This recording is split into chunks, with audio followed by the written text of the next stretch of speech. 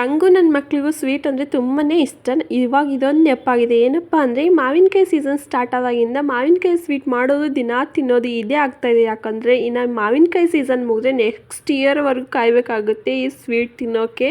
So ಇವಾಗೇನು miss ಮಾಡೋದು ಬೇಡ, ದಿನ ಒಂದೊಂದು ಸ್ವೀಟ್ ಮಾಡೋದು ತಿಂತಾ ಇರೋದು ಅಂತ ದಿನ ಒಂದೊಂದು ಮಾಡ್ತಾ ಇರ್ತೀವಿ.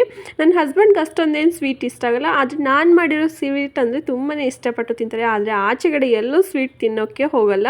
ಸೊ ಇವತ್ತು ನಾನು ತುಂಬಾ ಟೇಸ್ಟ್ ಆ್ಯಂಡ್ ಸಿಂಪಲ್ ಆಗಿರೋ ಮಾವಿನಕಾಯಿ ಸ್ವೀಟ್ ರೆಸಿಪಿ ಒಂದಿಗೆ ಬಂದಿದ್ದೀನಿ.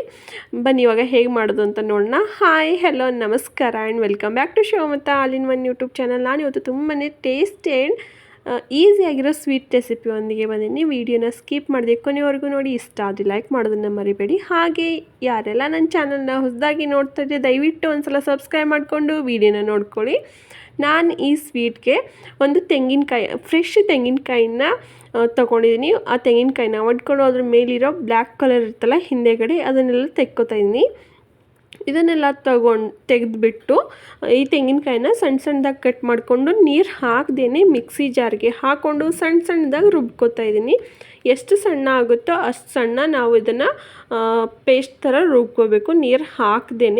ಈ ಸ್ವೀಟ್ಗೆ ಫ್ರೆಶ್ ತೆಂಗಿನಕಾಯಿ ತೊಗೊಂಡ್ರೆ ತುಂಬಾ ಟೇಸ್ಟಿಯಾಗಿ ಬರುತ್ತೆ ಸ್ವೀಟು. ತುಂಬಾ ಸಿಂಪಲ್ ಕೂಡ ಹೌದು ಈ ಸ್ವೀಟ್ ಮಾಡೋದು. ಒಂದು ಸಲ ತಿಂದರೆ ಪದೇ ಪದೇ ತಿನ್ನಬೇಕು, ಇನ್ನೊಂದು ಸಲ ಮಾಡಬೇಕು ಅಂತ ಅನ್ನಿಸ್ತಾನೆ ಇರುತ್ತೆ. ಹಾಗೆ ಒಂದೇ ಸ್ವೀಟ್ ತಿಂದರೆ ಮನಸ್ಸಿಗೆ ಸಮಾಧಾನನೇ ಆಗಲ್ಲ. ಇಷ್ಟೊಂದು ಚೆನ್ನಾಗಿದೆ, ಇನ್ನೊಂದು ಬೇಕು, ಇನ್ನೊಂದು ತಿಂದರೆ ಚೆನ್ನಾಗಿರುತ್ತೆ ಅಂತ ಅನ್ನಿಸ್ತಾನೆ ಇರುತ್ತೆ.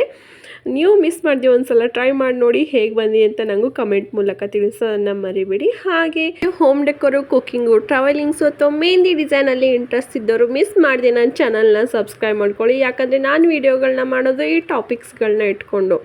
ಇವಾಗ ಒಂದು ಜಾರಿಗೆ ಕಟ್ ಮಾಡ್ಕೊಂಡಿರೋ ತೆಂಗಿನಕಾಯಿನ ಹಾಕ್ಕೊಂಡು ಚೆನ್ನಾಗಿ ಪೇಸ್ಟ್ ಥರ ರುಬ್ಕೋತಾ ಇದ್ದೀನಿ. ಇದನ್ನು ಒಂದು ಕಡೆ ಎತ್ತಿಟ್ಕೊಂಡು ನೆಕ್ಸ್ಟ್ ಇವಾಗ ಒಂದು ಮಾವಿನ ಹಣ್ಣನ್ನ ತೊಗೊಂಡಿದ್ದೀನಿ.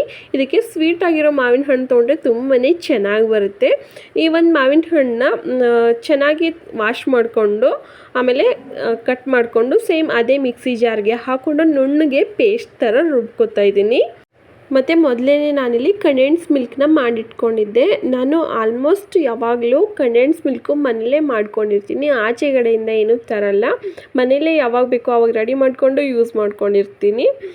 ಇಲ್ಲಿ ನೀವು ಆಚೆಯಿಂದ ಬೇಕಾದರೂ ತೊಗೋಬಹುದು, ಅಥವಾ ಕಂಡೆನ್ಸ್ ಮಿಲ್ಕ್ ಜಾಗದಲ್ಲಿ ಮಿಲ್ಕ್ ಪೌಡರ್ ಇರುತ್ತಲ್ಲ ಅದನ್ನು ಬೇಕಾದರೂ ಯೂಸ್ ಮಾಡ್ಕೋಬೋದು. ಆಪ್ಷನಲ್ಲು ಎರಡರಲ್ಲಿ, ಅಂದರೆ ಕಂಡೆನ್ಸ್ ಮಿಲ್ಕು ಅಥವಾ ಮಿಲ್ಕ್ ಪೌಡರ್ ಎರಡರಲ್ಲಿ ಯಾವುದಾದ್ರೂ ಒಂದು ತೊಗೋಬೋದು.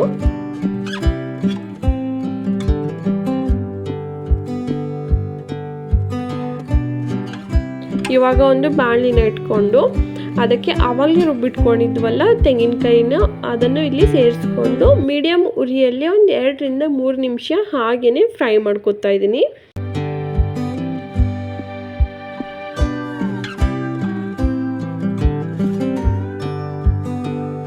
ನೆಕ್ಸ್ಟ್ ಇವಾಗ ಇದಕ್ಕೆ ಆವಾಗಲೇ ರುಬ್ಬಿಟ್ಕೊಂಡಿದ್ವಲ್ಲ ಮಾವಿನಕಾಯಿನೂ ಸೇರಿಸ್ಕೊತೀನಿ.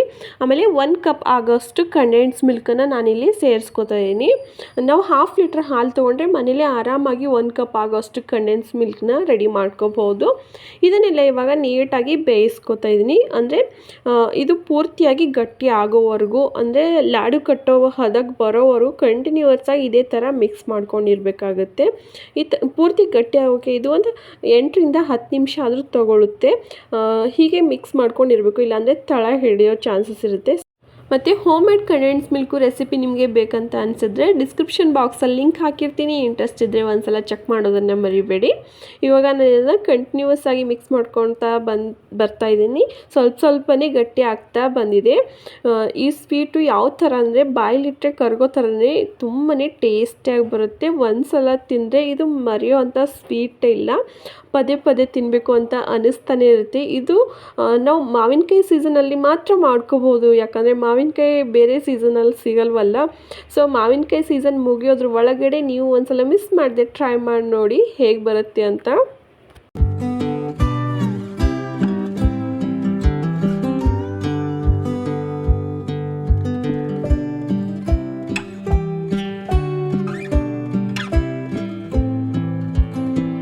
ನೋಡ್ಬೋದು ನೀವು ಇವಾಗ ಇದು ಚೆನ್ನಾಗಿ ಗಟ್ಟಿ ಆಗ್ತಾ ಬಂದಿದೆ. ಒಂದು 2 ನಿಮಿಷದಲ್ಲಿ ಇದು ಇವಾಗ ಕಂಪ್ಲೀಟಾಗಿ ಆಗೋಗ್ಬಿಡುತ್ತೆ. ಇದು ಒಂದ್ಸಲ ಕಂಪ್ಲೀಟ್ ಆದಮೇಲೆ ಗ್ಯಾಸ್ನ ಆಫ್ ಮಾಡಿಬಿಟ್ಟು ಒಂದು ಕಡೆ ಎತ್ತಿಡ್ತಾ ಇದ್ದೀನಿ.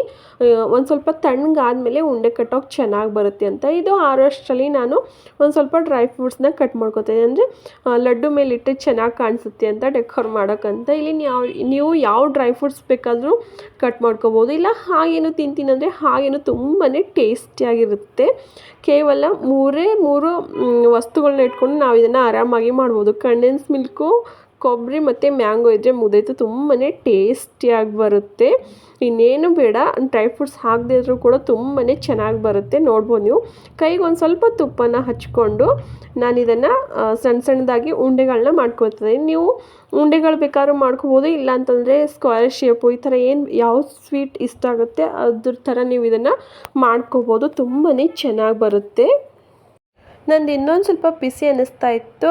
ಈ ಥರ ಲಾಡು ಮಾಡುವಾಗ ಕೈಗೆ ಬಿಸಿ ಅನ್ನಿಸ್ತಾ ಇತ್ತು ಅಂತ ಕಟ್ಟೋಕ್ಕೆ ಕಷ್ಟ ಆಗ್ತಾಯಿತ್ತು. ಕಂಪ್ಲೀಟಾಗಿ ತಣ್ಣಗಾದ್ಮೇಲೆ ಕಟ್ಟೋಕ್ಕೆ ತುಂಬಾ ಚೆನ್ನಾಗಿ ಬರುತ್ತೆ. ಕೈಗೂ ಬಿಸಿ ಆಗಲ್ಲ. ಆಮೇಲೆ ಲಾಡು ಕೂಡ ತುಂಬಾ ಸ್ಮೂತಾಗಿ ಕಟ್ಬೋದು.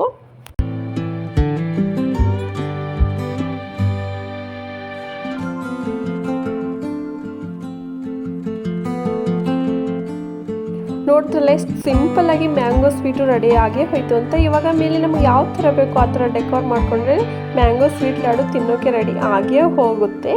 ಈ ಮ್ಯಾಂಗೋ ಸ್ವೀಟ್ ಲಾಡು ನಿಮಗೆ ಇಷ್ಟ ಆಗಿದೆ ಅಂತ ಅನ್ಕೋತೀನಿ. ಇಷ್ಟ ಆದರೆ ಒಂದು ಲೈಕ್ ಮಾಡೋದನ್ನು ಮರಿಬೇಡಿ. ಹಾಗೆ ಮುಂದೆನೂ ಸಹ ಇದೇ ಥರ ಹೊಸ ರೆಸಿಪಿಯೊಂದಿಗೆ ನಾನು ಸಿಗ್ತೀನಿ. ಅಲ್ಲಿವರೆಗೂ bye, take care. Thank you for watching my channel.